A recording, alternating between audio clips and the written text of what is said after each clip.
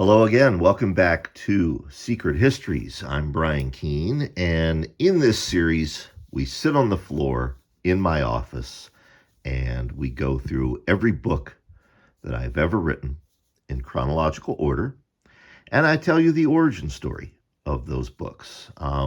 Sometimes it's where I got the idea. Sometimes it's what that book did for my career, whether it was good or whether it was bad. I hope you wore your raincoat and brought your umbrella because today we are going into the world of Earthworm gods, which some of the old folks among you might have first read as the Conqueror worms. Before we do that, two bits of housekeeping. First of all, someone asked on, I can't remember if it was YouTube or Patreon, am I going to be covering my comic books? I will get into my comic books. However, I'm not going to do them in conjunction with the books. I know we're going in chronological order, but I view the comics separately than I do prose. It's two very different forms of writing. So I will do the comics in chronological order, but I will do them separately from the books. We'll get into them after we do the books. Second point of business. In our last video for Sympathy for the Devil, I showed you the Bram Stoker Award and the Shocker Award related to that book. It occurred to me, we've already done the video for The Rising, but I never showed you the Bram Stoker Award for The Rising. So I want to break that out for you right now. This is it in 3D. And there's the little door. And let's open the little door.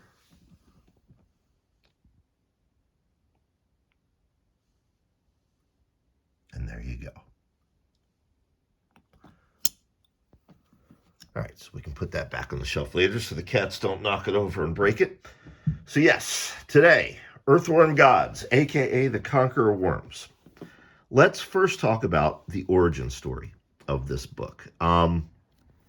Earthworm Gods is what they call a paste-up novel. Now, there's a long, long history of paste-up novels. It's a time-honored tradition. I don't want to get too into the weeds here, talking about what constitutes a paste-up novel. If you want to know more and you want some fine examples throughout history, Wikipedia's entry on paste-up novels is actually very good, very factual. So I recommend you check that out. Basically, what you do is you take several disparate short stories or things of that nature and you turn them into a novel. In this case, this novel came about from two novellas. The first novella was called Earthworm Gods.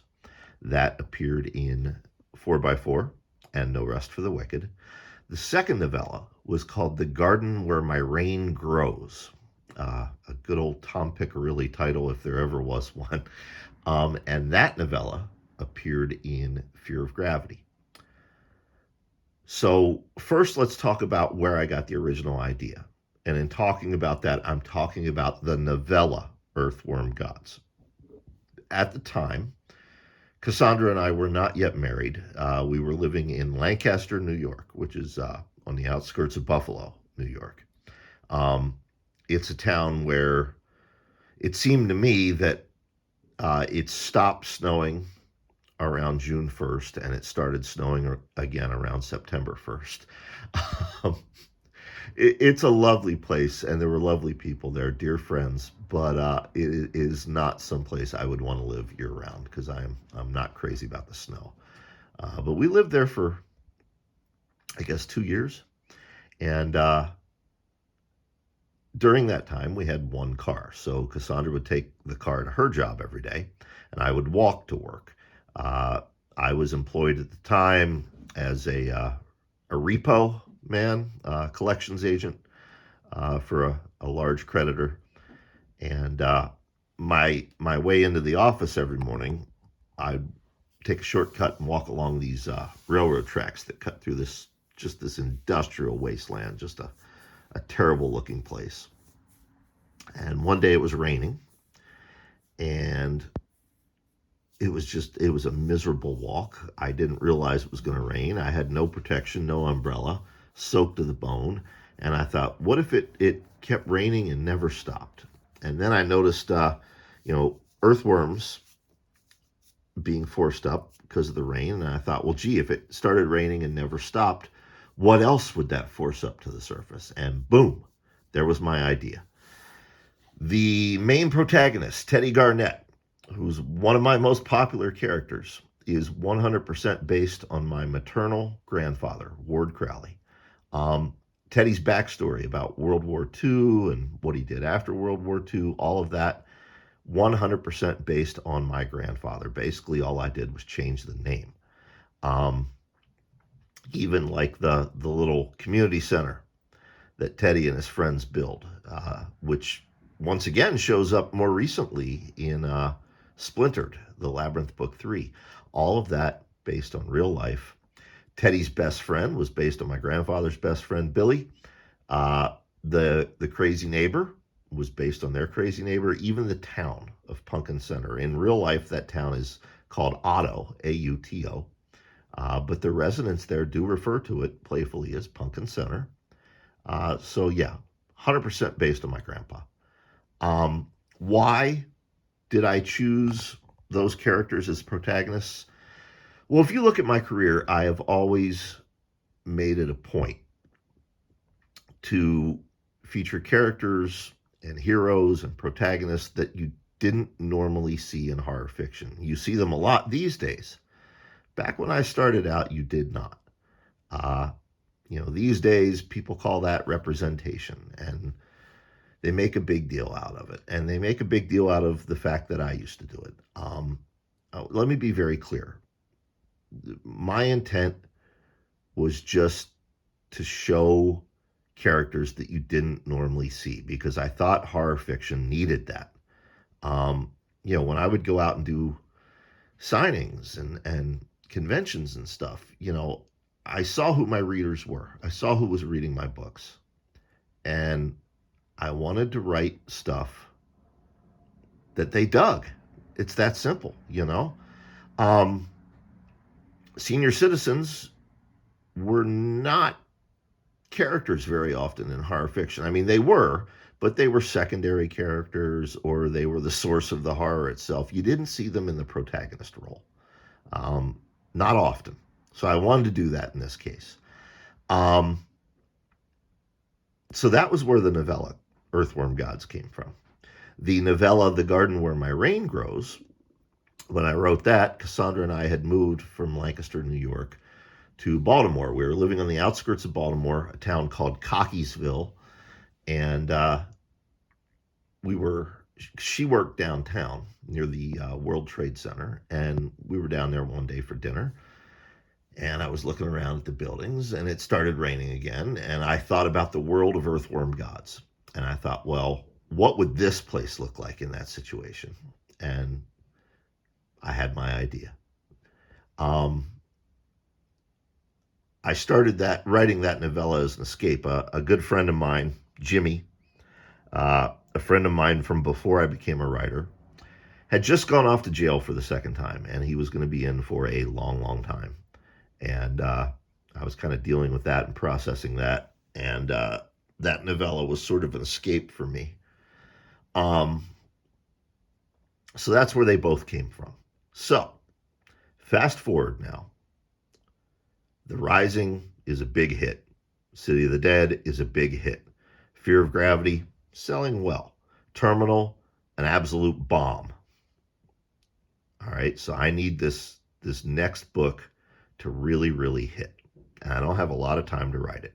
So I decided to do a paste-up novel based on those two novellas. Critics have said all I did was mash two novellas together and put them in a book. That is not true. The word count on Earthworm Gods, the novella, is 10,000 words. The word count on The Garden Where My Rain Grows is 10,000 words. That's 20,000 words. This book is 80,000 words. So there's a lot more here than appears in those two novellas. The first edition, and you would see this throughout my career early on for about my first 8 books, hardcover from Delirium Books. This is the first edition, signed, limited edition hardcover. 400 copies. They were starting to publish more of my stuff. More copies, I mean. This is the lettered edition. I've already taken it out of the tray case. This is the tray case. This is the lettered edition itself.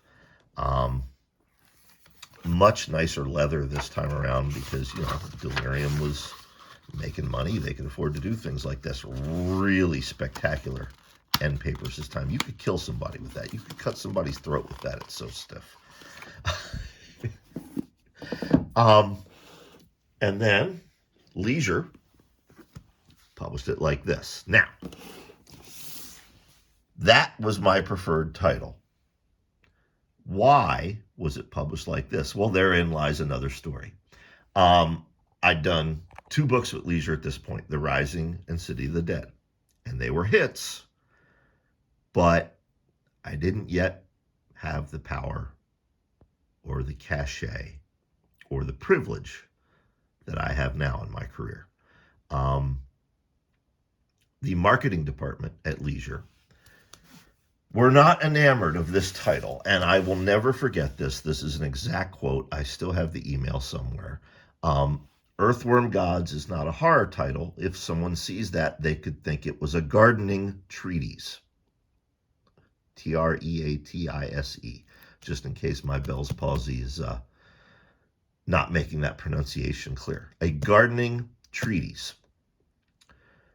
Couldn't get them to budge on it. So my editor, Don Daria, and I went back and forth, pitching ideas to each other.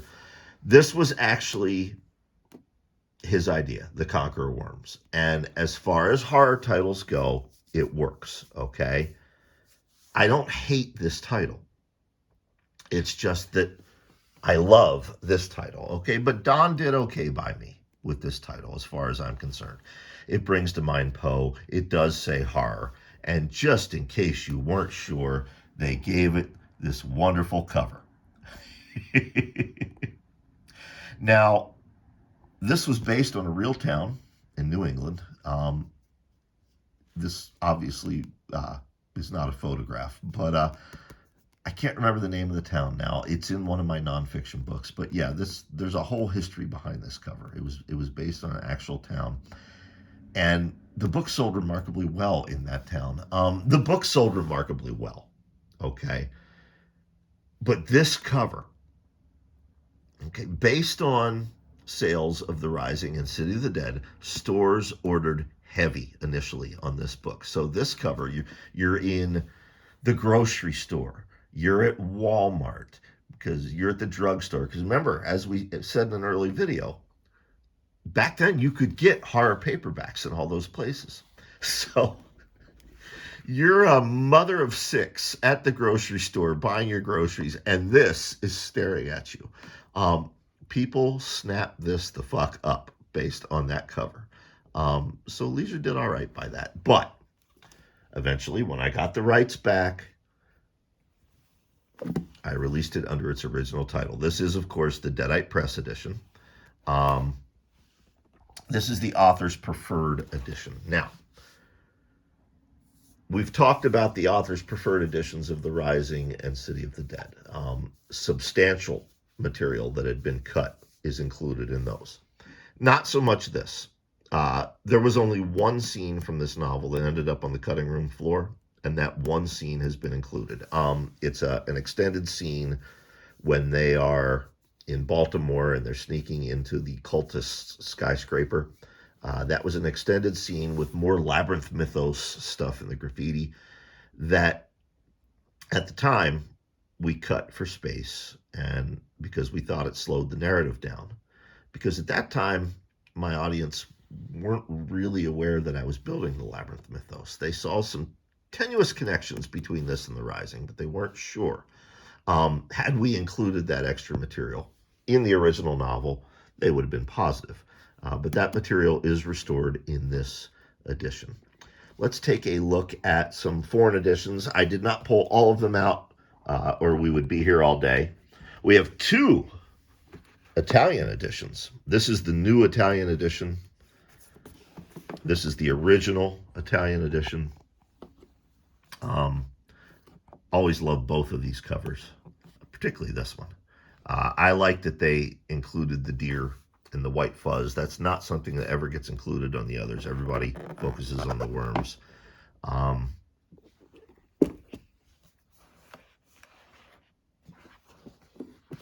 Very cool covers. Let's see, what else do we have here? Oh, this beautiful German edition. Die Wormgatter. I just love saying things in German. Yeah, this was always a really neat cover. So there you have it. That is the secret history of Earthworm Gods, aka the Conqueror Worms. I hope you enjoyed it. The book would go on to spawn several sequels, and it was also my first really big tour. We've talked about the 4x4 tour. We've talked about the Rising tour, City of the Dead and Terminal. For Conqueror Worms, I went all out. Leisure spent some money on it. I spent some money on it. We bought inside cover ads, full page ads on the inside cover in Fangoria and Rue Morgue. Leisure ponied up some money for an advertisement in the New York Times and I believe Publishers Weekly. I ponied up money for advertisements elsewhere, and Big Joe and I hit the road for 4 months and went to the usual states where I usually sign, but for the first time we went into all new territories. It was exhausting. It was fun. When I think back on it now, I get very tired. And I know if I tried to do something like that now, it would probably kill me. But, because my God, it was a bookstore in a mall, and then drive all night to another bookstore, and then drive all night to a convention, and then party all weekend, and then drive all night to another bookstore. 4 months of that. But we went everywhere. Had a whole marketing campaign behind it. At the time, one of the most popular ad campaigns in America was for milk. And the campaign was Got Milk. So we did Got Worms. And just an amazing experience. An amazing tour. I have fond memories of it. I also have some bad memories of it. But mostly good. The bad memories we'll get into when we cover Running with the Devil, The Best of Hail Satan Volume 2, because I wrote a bit about that tour in that book. But let's end on a happy note. I'm very fond of this novel. It's one of my favorites. I'm delighted anytime a reader tells me that it's also one of their favorites. My grandfather was tickled that I included him as a character. I don't think he ever read the book, even though I gave him copies. My grandfather, he was not a big reader. My grandmother, who is still alive as of this recording, she's 99 years old, is a voracious reader. She reads about 4 or 5 books a week. She loves her Zane Grey. She loves Louis L'Amour. And she loves Amish romances. And if you don't think Amish romance is an actual genre, go to a bookstore and find out. Amish romance is a hugely popular genre. But yeah, there you go. Earthworm Gods. Hope you enjoyed it. Let's see, what is next on the hit parade? Oh, I know what's next. We're going to get biblical in our next 2 videos. We'll see you then.